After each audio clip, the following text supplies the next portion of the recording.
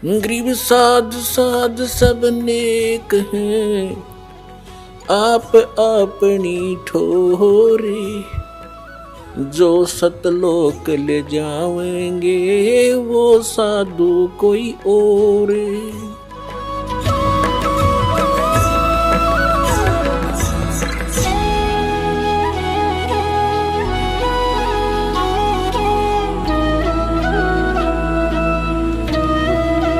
उन महापुरुषों ने कैसे भक्ति की, कौन से मंत्र की। आदरणीय धर्मदास साहिब जी एक व्यापारी थे और बच्चे बाल बच्चेदार गृहस्थी थे।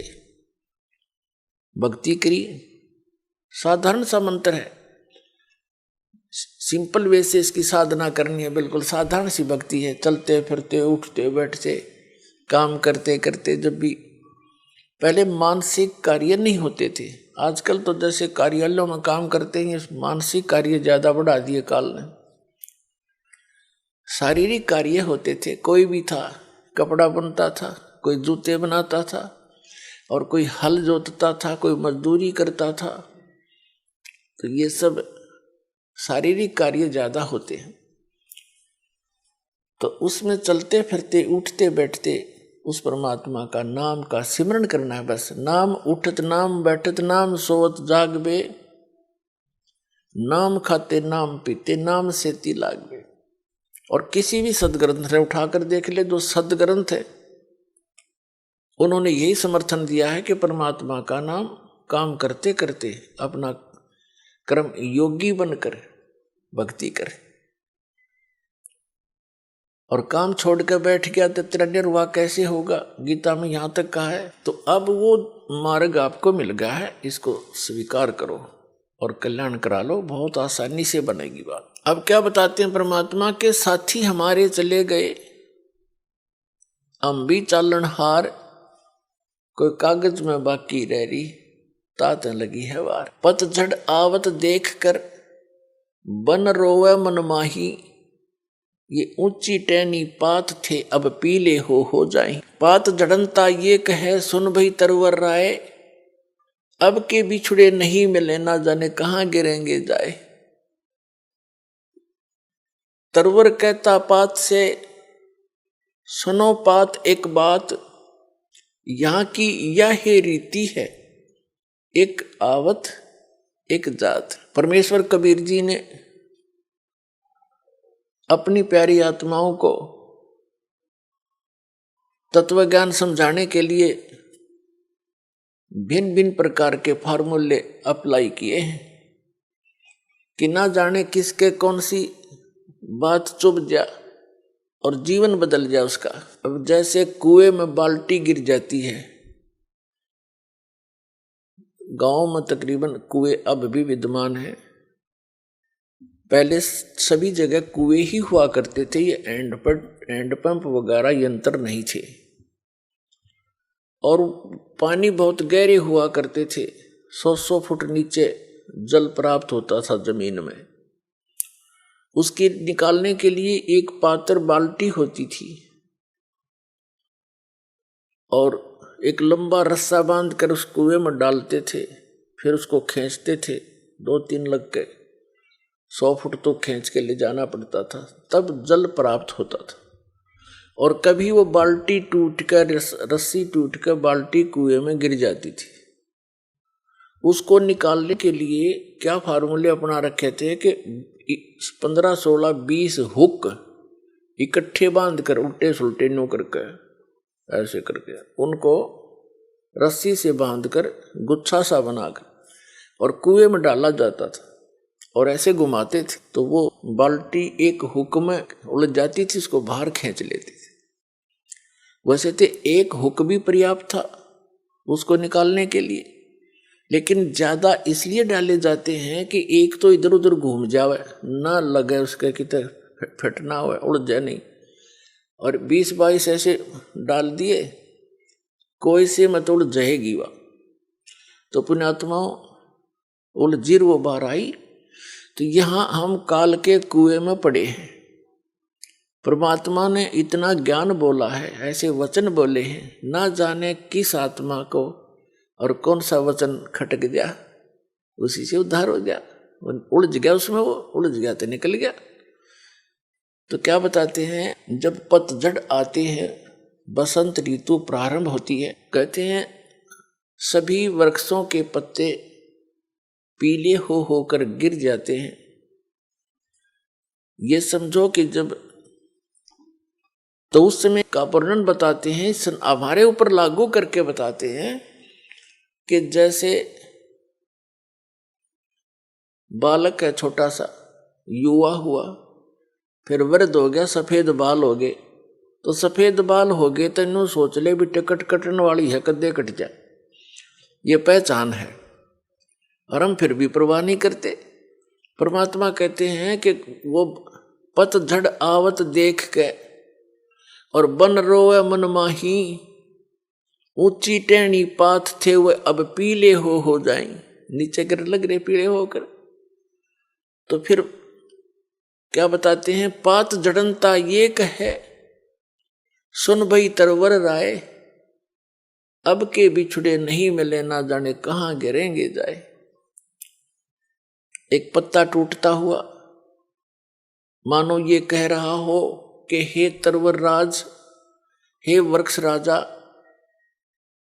अब हम तेरे से बिछुड़ रहे हैं, ना जाने कहां गिरेंगे, किसी पशु के पैर के नीचे कटेंगे या गंदे नाले में पड़कर सड़ेंगे, ना जाने कहां गिरेंगे।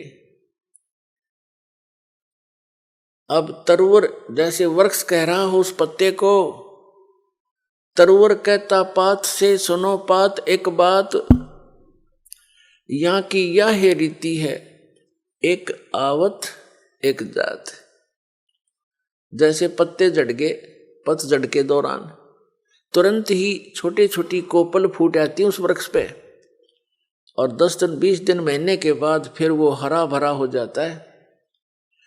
और जो पहले ऐसे ही फूटे थे, पत्ते बन गए थे, एक वर्ष उन्होंने फड़फड़ कर लिया, और एक टूट पीले बन होकर टूट के वो भी अब विनाश को प्राप्त हुए। ऐसे ही वो टूट कर गिरे, छोटी छोटी कलियां, फिर छोटे छोटे पत्ते फिर फूट आए, कोपल, और वो भी पत्ते बन जाएंगे, एक वर्ष के बाद वो भी ऐसे ही विनाश को प्राप्त हो जाएंगे। तो इस संसार को परमात्मा इस काल के लोक को दर्शाना चाहते हैं, यहाँ की व्यवस्था को कबीर परमेश्वर जी बताना चाहते हैं कि जैसे बच्चे का जन्म हुआ, फिर युवा हुआ, विवाह हो गया, उनके संतान होगी, छोटे फिर बच्चों के भी संतान होगी, अपनी मृत्यु निकट आ गई, पोता पोती बच्चे अपना वो कोपल फूट आई, वो बूढ़ा मर जाएगा, बच्चे जवान हो जाएंगे, फिर वो मर जाएंगे, फिर उनके जवान हो जाएंगे।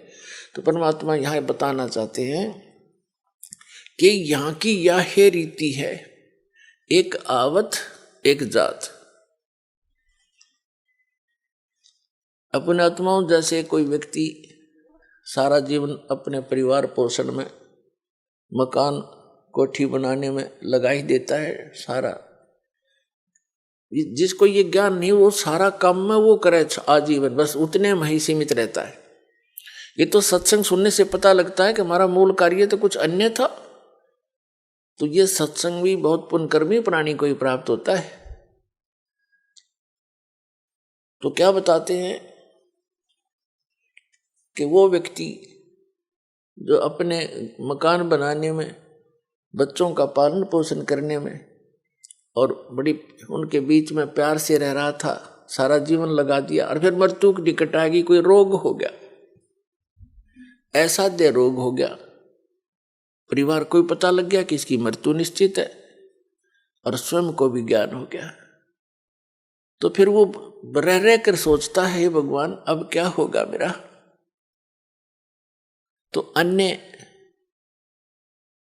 लोग व्यक्ति मिलने आते हैं, कुल के व्यक्ति, नाती, तो उसको समझाने की चेष्टा करते हैं, भाई या तो एक दिन सब नहीं जाना है, आपका समय ही इतना था, चिंता ना करना कि तू यहाँ सबके साथ ऐसे ही बनता है। तो कहने का भाव ये है कि ऐसे ही जैसे वो पत्ता टूटता हुआ कह रहा हो पात जड़नता ये कहे सुन भई तरवर राय, अब के बिछुड़े नहीं मिले, फिर नहीं मिलेंगे, ना जाने कहाँ गिरेंगे जाए। तरवर कहता पात से सुनो पात एक बात, यहाँ की तो यह रीति है, एक आवे एक जात। तो ऐसे स्थान पर आप कितने निर्भय होकर रह रहे हो और क्या क्या बकवादें करते हो सारे जीवन में, बगैर ज्ञान के कुबद की जाती है। जिस इंसान को ये पता लग गया तेरी मृत्यु निकट है, वो करके दिखाओ नाचा गाई और करो बकवाद एक करके दिखाओ, उसका मन नहीं मान सकता। तो हम इतने अबोध हैं या इतनी भांग पी रखी है इस काल के, इस माया की, कि हमने वो दिखाइए ना देता, सुना को बताना चाह, उसका असर हमारा होता नहीं।